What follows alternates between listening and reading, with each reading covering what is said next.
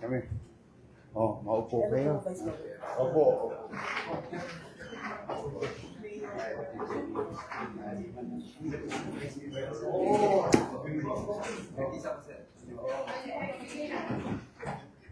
Kamusta kayo? Maupo kayo. Mabuti po.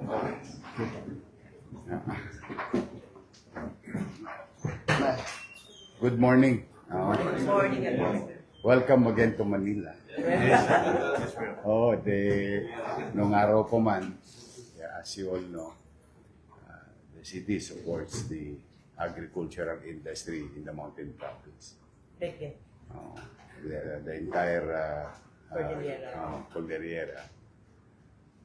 In as much as we can, especially during the time ng pandemic, maalala ninyo, kami lang ang nagbukas. Dahil nahawa nga ako sa mga partner natin. Walang mabentahan kasi marami sarado. But again, I'm happy to see you again in a good day while we still economically challenged ang mundo, ang bansa dahil sa oil crisis. But for whatever it is worth, you're always welcome to the city of Manila. Kamusta ba? Vice, kamusta? Yes, sir. Napunta kami rito. Thank you, sir. Kala namin di ka namin makikita. Catching up ako eh. Nung malaman ko, nagdali-dali na nga ako para makita ko kayo ulit. Kasi alam namin ang puso nyo malaki. Kaya nandito kami. Nagmamakaawa if you could help us find markets for our oversupply ngayon. Kasi ang aming vegetables po. Oo nga, nakikita ko sa Facebook. Naalala ko na si Mrs. Namimili siya ng mga gulay sa Biskaya, Isiha, dahil hindi na mahal na yung cost. Masyadong binabarat na yung mga produkto. Yeah, okay, what we're doing since then, during my first term, ni-revive namin. Ngayon, as we speak, the Ilocos Norte province is here in Cartilla. And we invited also possible institutional buyer on top of the regular consumer. Maka-access sila directly from the source. So if you want, yung ginawa natin sa Mindanao, sa iba't ibang mga probinsya, na makalatag sila rito, ma-expose sila rito, and access to possible buyers and consumers. Lalo na yung aming marami kami kasing hotel sa Manila. All levels ng hotels. Restaurants, lalo na sa downtown. Kasi, anong iniisip ninyo na magandang gawin? Sir, for immediate, if you could give us 2 weeks this May. Pero iba rin Sure. yung long term din. Kailan ba yung Ilocos Sur? Kasi alam ko, after Ilocos Norte, Ilocos Sur naman. Kailan sila? Preparing, boss. Preparing. Yung request kasi nila initially, ilang taon sila. Ngayon gusto nila the entire province. Wow. Kasi sayang nga eh. I think they are consolidating. Ayun, marami namimili ng ganyan. Mas ready ito kasi nandiyan na yung O di after Ilocos Norte, which is will be finished by Friday, we can start it by Monday. Ano lang, busy lang ako ng May 11. Parating yata yung presidente ng Paraguay. 12 ba yun? 11. 11 yun. So that week na lang po, or the week after? Hindi naman. Pwede na silang dumating, 11. Tapos, Tuesday na lang tayo. set up na lang ng 11. Tapos, I'll be with them after Malacanang, hapon. Doon tayo mag-ceremonial, ceremonial lang naman yun. If you're ready, kasi mapapanis yung mga paninda nila. Yes, sir. Very much ready. Kung ready na yan, Saka tatama kayo sa sweldo. Natutuwa kasi ako para sa mga taga Maynila. No? Sa totoo lang, you're doing us a favor. The way I look at it, kapag nagkaroon ng access sa mga taga Maynila, naghahanap buhay sa Maynila ng mga murang agrikulturang produkto, malaking tipid sa amin yun, sa mga mamamayan ko. No? Lalong-lalo na sa mga nagnenegosyo sa Maynila. Plus, mutually beneficial for possible access. Yung immediate is yung mabili. No? Ma-convert to sa piso. Pera. Ma-convert to sa pera. Ito may prescribed time Meron. to be disposed. Immediate. Kaya, thank you for next week. Layo-layo ng biniyahin ninyo eh. Ilang oras kayo? 8? 5-6 hours. 5-6 hours. Just imagine that. I just want you to go back home in the province and tell your constituents there that welcome po kayo sa Manila. Sige, tirahin natin ng 11, takbo na sila. Kasi Friday, sarado, tapos na ang Ilocos Norte. Dami lalo na yung empanada nila. Panalong-panalo. Tapos yung longganisa. Maganda sa kanila. Nag-i-evolve para kayo ganito. May evolution eh. Yung pakete nyo, say, world standard na. Yeah? Ito yung mga nahanap ng mga kababayan ko sa lungsod. Totoo lang. NSME livelihood. Sige, tapos, on top of that, yung mga Opo. constituents mo sa palengke. Ipapapuntahin ko po lahat ng palengke. Automatic. Maganda po Kung- yung presyo nila. Ano lang naman yan, sa kanilang part consolidation. Tapos, pag may particulars na, ito 10 kilo, ito 15 kilos, ito 7 kilo. Pag kino-consolidate mo yan, Chapsuy na po. chapsuy. Totoo yun. Sige, matutuwa naman yung aking mga manininda sa palengke. Pag nakamura sila, di mas malaki neto nila. Hayahay ang buhay. Nung araw yung mga yan. Yan ang inaabangan ko eh. Yung plastic ninyo na yan. Sir, nung basurero ko, sa gabi, yan ang inaabangan ko. Yung supot ng repolyo, supot ng sayote, sako ng kalamansi, sako ng patatas, sako ng sibuyas. Yun yung mga nabibili. Kasi nung araw, nakatiklis yung pechay, tapos nag-innovate. Yung teklis, nakakasugat yun. Ang daming tama na ng daliri ko doon nung araw. Kaya wala namang bilang yun. Ito, inabang. Throw away na lang. Yung makunat na yan, na plastic, yan yung nabibiling plastic. Abangan ko yan kasi sisirain yan one way or another. Kasi ilalatag yan sa tarima Kaya, very close to my heart ang Divisoria Night Market. Ayos naman sila doon. Tuloy-tuloy sila doon. Natutuwa naman ako through the years of us giving them opportunity. Bagamat marami sa kanila hindi taga Maynila. Pagkagabi o kanila yung kalsada, nililinis nila. Pati mga bumabiyahe sa Nabotas, mangingitlog, pagmamanok. So halo-halo na ito. Paggising sa umaga, parang walang nangyari. Linilinis namin yun. 4-5 a.m. every day. Naalala ko noon di ba, may ban. Sabi ko, bakunahan mo lahat ng driver ng mga taga-Benguet. Di ba? Pati pahinante. Tapos sabihin mo sa mga amo nila, magpalit ng driver kinabukasan para yung pangalawang driver, yun naman ang bakunahan din. Di ba nagbakuna kami mismo doon? Nung gabi. Para hindi na madisturbo yung pahinante, driver, biyahero, manininda, mamimili.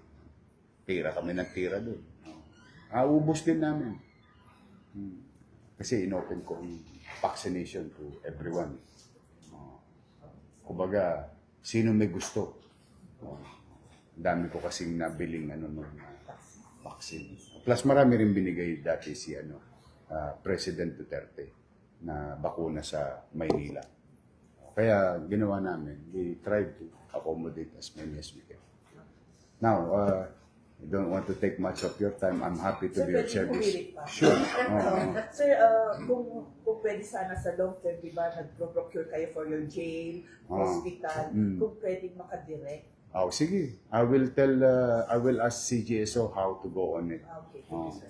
Kasi ano yan, City General Services Office. No? Oh. Kasi pag gulay, wala nang procurement process. Talaga? Direct na lang sa sagip after. Pwedeng Oh. government to government, pwedeng direct. Parang yung ginawa namin sa, okay, update ko lang kayo. Meron akong binibili na gatas. Ang nakuha namin, Batangas. Ang pangalan, Your Milk. Your milk. Hindi kasi nila pinipilit naming alagaan yung nutrisyon ng aming mga estudyanteng bata. Particular na yung daycare. Pero this time, because it became so successful, addressing 21,000 or 22,000 students, by June, it's going to be 60,000. Kasi in-elevate na namin. From daycare to kinder, grade 1, mga 60,000. Yun. Ang nakikinabang doon, mga magagatas na farmer. Yes. Kino-consolidate din nila. Fresh siya. Ito, literal fresh. From baka, bote, chill, biyahe. Within the span of that 24 hours. Fresh. Lahat ng iniinom ng mga alaga kong bata sa Maynila. Fresh ng fresh yun. Within 5 days, kailangan makonsumo. Fresh ng fresh. Walang alteration o something. Ang sasigla ng mga bata. Ano ka naman? Lalo kang ginaganahan. Kaya pala ang kinis, sir. Hindi ako nagdadala. Ano yan mayroon silang rule or guide, yung 0 age to 1,000. Napakahalagang. So, we try to manage and give proper nutrition to Batang Maynila. Galing. Sige, kung po pwede yan. Sige, Bakit sir. hindi? Follow up na lang kami sa GSM. Yes. Ako ito tayo po, Yormi, kasi kami po yung mga kasama mo sa Vice News League. Oo, anong Yung araw? sa- Oo. sa- Tayo. At naging mayor at din ang ito. Para sino sabi ni Vice Pro, at alam ko lang pati si Governor Dicas na sa Benguet, baka pwede pong ikasa po yung sisterhood na ating probinsya. Anong tawag dito? Ano yan? Twinning. Twinning. Bakit hindi? Sige. You write us a letter. Okay. Sige po. Masaya ako na kasi napanood ko na yan nung crisis. And I think even national security will agree with me that food insecurity is threat to national security. So that's why I always try to come up with an idea. Pati urban farming, inaaral namin ngayon as we speak to produce our some fruits and vegetables that we can produce within. Wala naman kami kasing lote, but try to, convince our people also to grow their foods. Yeah, why not? Thank you, thank you. You were saying, Ma'am? Yes, ma'am. I just would like to take this opportunity to thank you for our friend, si General Rolly Miranda. Si Rolly. Thank you for accommodating us. Saka swerte yan nunal mo. Pareho tayo left side. Pareho kami, left side. Swerte yan. Mayor ka na. Board member. Babalik sa mayor. You were saying. Dating anak ni Governor Molitas. Yes, sir. Mag-overview lang po ako dun sa proposed resolution po natin, sir, sa inyo. Ang proposal po sana namin is if we could do a rescue purchase on the oversupply po ng farmers natin, kagaya po ng ginawa ni President Marcos na nag-purchase ng 20 tons na pinakahinda. If it is just feasible, but we are thankful din po sa opportunity na binigay ninyo na yung possibility mag-market encounter, Yes. na magbenta po sa inyo. Malaking bagay na po. Alam mo, maraming taga Mindanao ngayon, directly nagsusupply sa Maynila. When we started this concept, noong about 7 years ago, 8 years ago. Tagal na. Silang una-una kong kasi nagpunta sila rito. In fact, bumili pa ako ng black rice sa kanila. Bumili ako ng black rice. Meron din kami red rice. O kayo, meron naman sa Cordillera ng ng Brown brown. and red rice. Brown and red. Oh, brown and red. Sige, why not? We'll look into it kung possibility. In addition, kasama ko ng data ng Mayor Rin, to yung supply ng, we talk, nakita naman namin na anong diferensya ng prices. Oo nga. Before, natin kasi na mag-direct, Oo. pero mas malakas yung mga traders Oo. Kaya hindi noon. If we can see possibility also na makaka-direct yung mga farmers organization, yung mga market na gusto namin pasukin. Pero kailangan nyo dyan kasi sa part ninyo, yung mag-integrate. Kasi wala naman silang volume. Tanda mo, halimbawa, palengke ito. Ilan ang nagtitinda ng sayote, ng luya, ng repolyo, sa isang palengke, let's just say San Andres.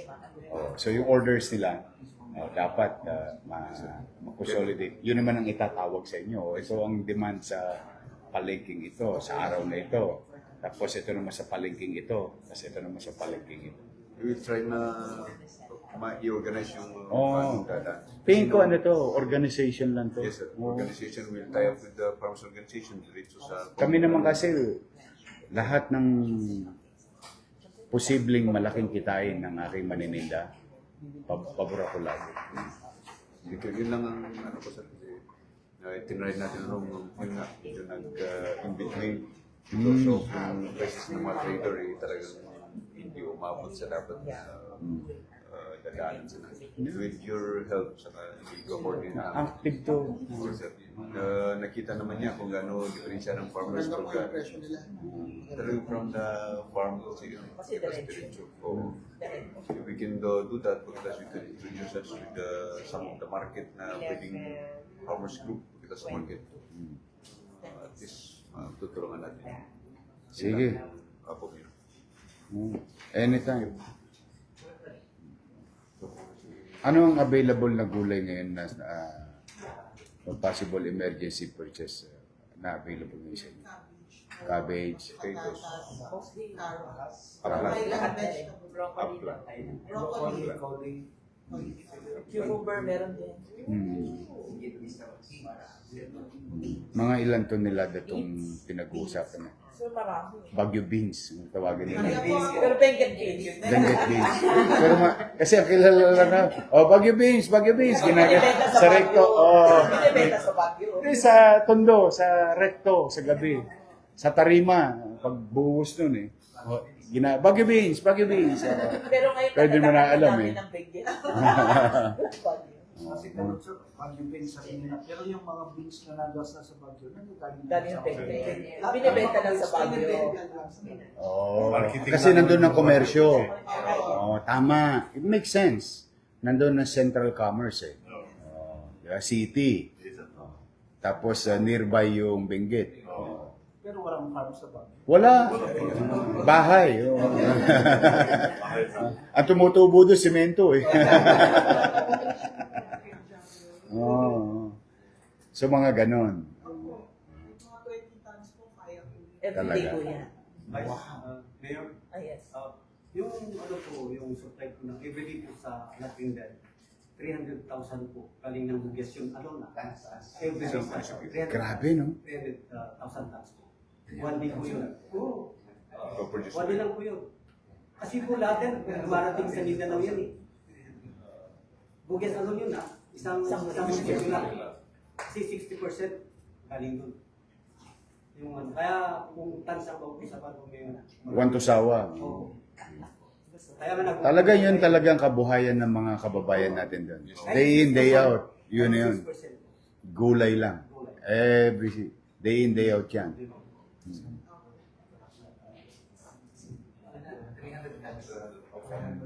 Grabe, no?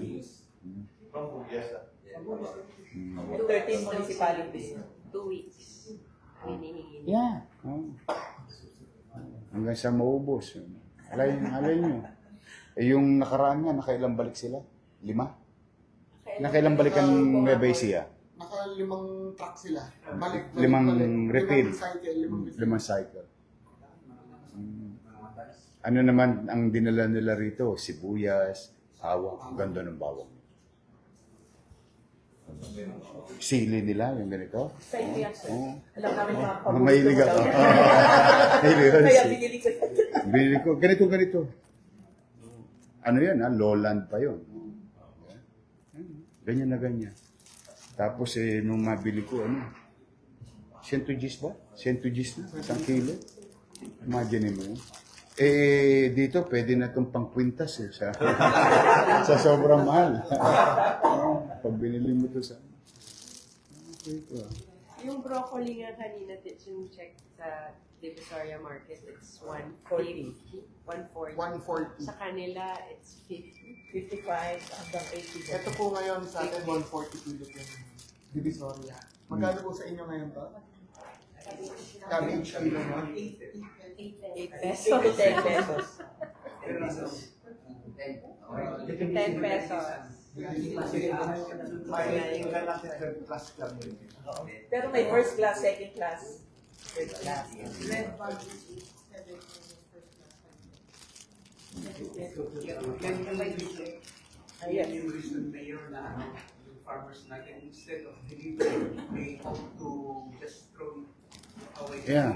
Kasi yung toll gate, gasolina, Howling. hauling yan. Kaya we are trying to help them by looking for market na pwedeng yung presyo na mababa, at least ma-dispose nila ng medyo mataas para at least break even yung ano nila. So, i-con na lang sila sa production cost po. Yes, sir.